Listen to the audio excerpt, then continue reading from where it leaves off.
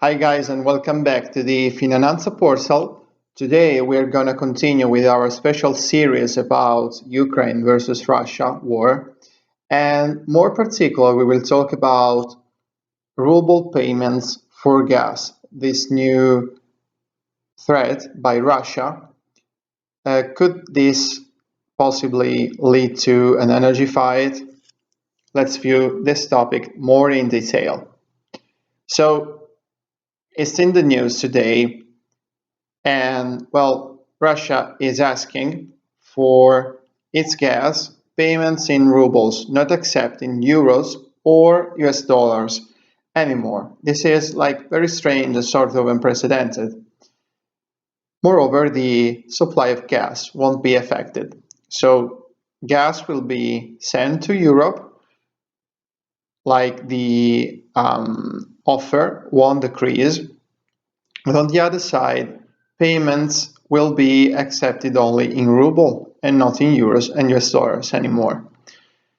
Moreover, this will only apply to the so-called hostile nations, that are those countries which have applied sanctions on Russia. This will certainly worsen diplomatic relations even more.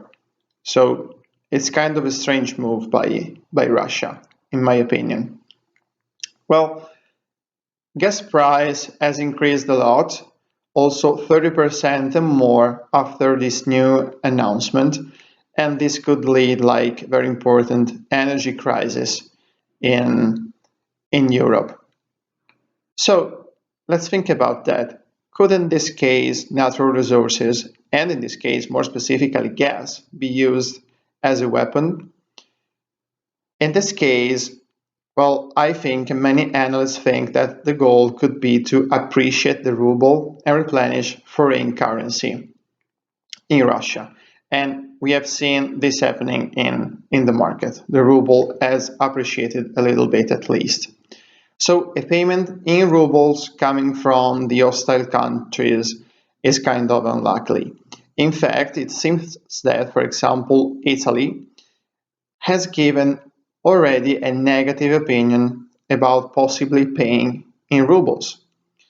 In fact, paying in rubles is really similar to try to avoid sanctions or at least weaken them from a Russian perspective. And for these reasons, I think that, and analysts think that, it will be like nearly impossible for Western countries to pay in rubles. Moreover, considering like more how much gas comes from Russia to Europe, it's really important to notice and mention that Europe gets nearly 40% of its gas demand from Russia.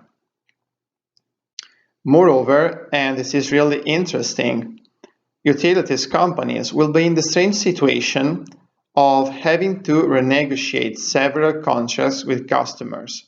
In fact, customers in Europe, for example, of course, are paying euros for energy and gas. And so if gas is paid, for example, in rubles, then maybe contracts have to be renegotiated.